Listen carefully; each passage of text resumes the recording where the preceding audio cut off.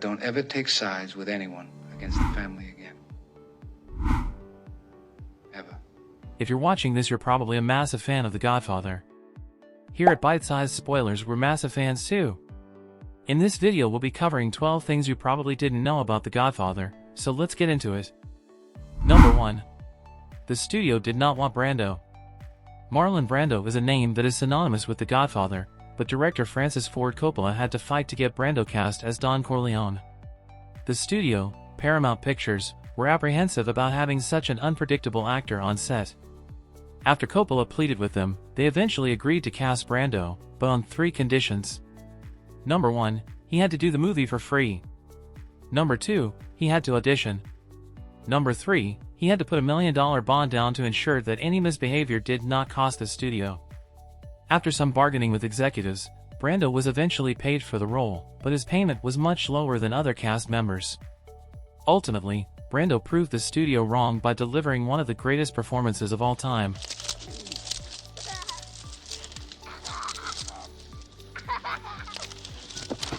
Number 2. You'll never guess who the highest paid actor was. Out of the entire cast of The Godfather, it was Richard Castellano who received the most pay for his role as Peter Clemenza.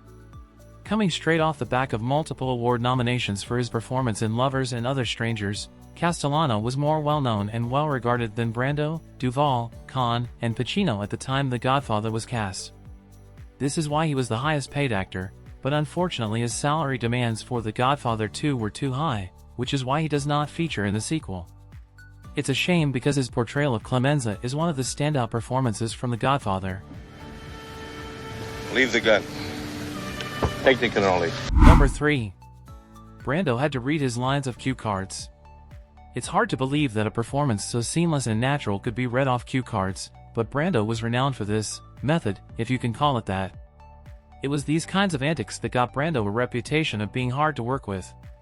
However, Brando may not be entirely to blame in this case. Crew journals repeatedly noted that last-minute script changes were made every day and quickly typed up, Xeroxed and then handed out to the cast. Some journal entries even noted that the changes were so numerous and so last-minute that the cast could not possibly commit them to memory in time. I dunno, maybe we'll have to give Brando a pass this time?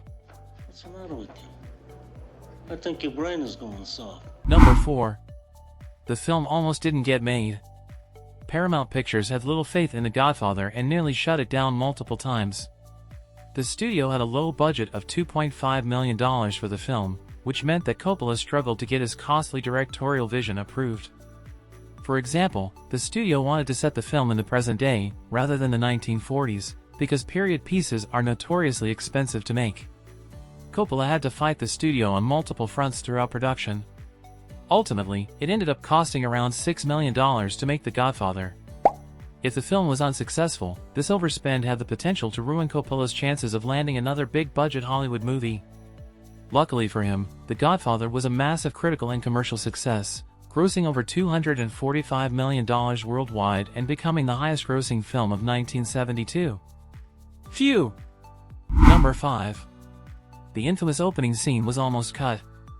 The film's original cut was over 5 hours long, but it was eventually trimmed down to its current runtime of just under 3 hours. It's hard to believe, but the film's iconic opening scene was almost left on the cutting room floor.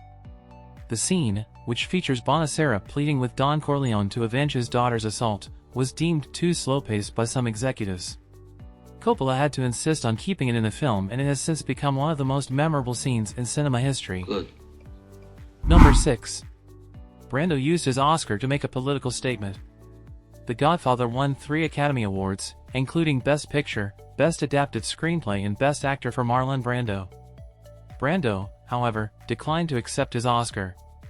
Instead, Native American actor and activist, Sachin Littlefeather, attended the ceremony in Brando's place, stating that he could not accept the award as he was protesting Hollywood's portrayal of Native Americans.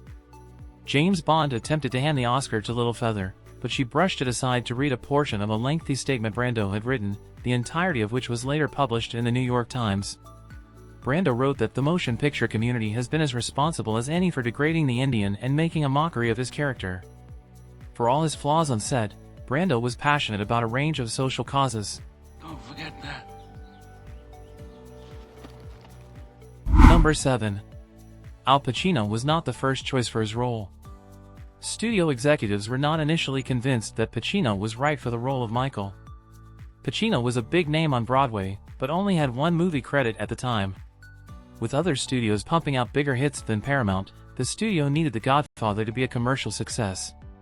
For this reason, the head of production wanted a big name with blockbuster potential for the role of Michael, like Warren Beatty, Robert Redford, or Jack Nicholson. However, Coppola fought the studio, again, and won.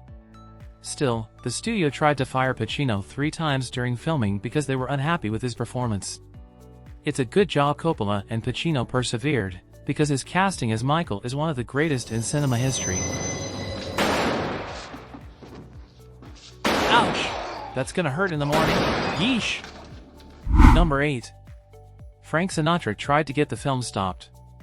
The character of Johnny Fontaine was reportedly based on real-life crooner Frank Sinatra, who was unhappy with his portrayal in the film.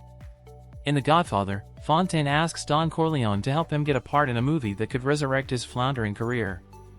It is generally accepted that this storyline is based on Frank Sinatra and how he got his part in From Here to Eternity, which won him the Academy Award for Best Supporting Actor. Sinatra took serious offense to Fontaine's portrayal and storyline, likely because he saw the parallels. To protect his public image, Sinatra publicly denied his connections to the mafia. Still, it is understood that Sinatra did have ties to organized crime, and he used them to try to put a stop to the production of The Godfather. Thankfully, it didn't work. What's the matter with you? Number 9. There were real mobsters on set during filming. The production of The Godfather sparked controversy for its depiction of Italian Americans and organized crime. So much so, that the Italian American Civil Rights League, founded by notorious mobster Joe Colombo Sr., organized a rally in 1970 to put an end to the film's development.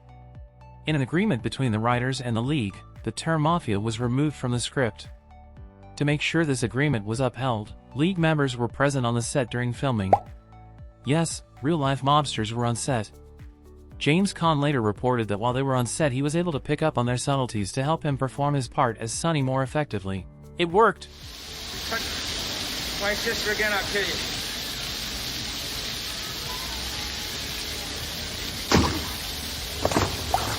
Number 10. Lenny Montana was a real mob enforcer. Lenny Montana is eerily believable as the Corleone family's loyal gun-for-hire Luca Brasi. That may be because Montana was a genuine mafia enforcer. Montana was already on the set of The Godfather, working as a bodyguard for one of the members of the Italian American Civil Rights League to make sure the word mafia was never spoken in the film. When Coppola saw the 6'6", 320-pound frame of the Brooklyn native, he knew he had found his Luca Brasi. This explains why Montana was so nervous to perform in front of Brando. He was starstruck. In fact, the reason why Luca Brasi reads from notes in his scene with Vito is because Montana was so nervous he kept messing up his lines. Coppola thought it made the scene more realistic, which is why he left it in the final cut. What the hell is this?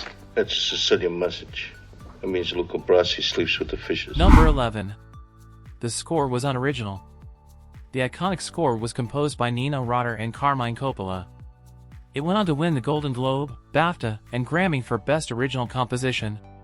However, the Academy Award nomination was withdrawn when it transpired that the tune was too similar to one of Rota's previous pieces. This is particularly strange because 2 years later, in 1975, the same theme tune went on to win the Oscar for Best Original Score for the sequel, The Godfather Part 2, even though it was unchanged from the first film. What? Times have changed.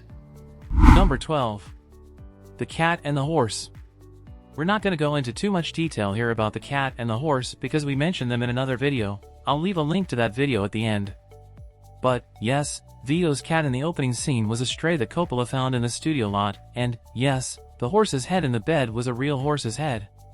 Pretty gross, right?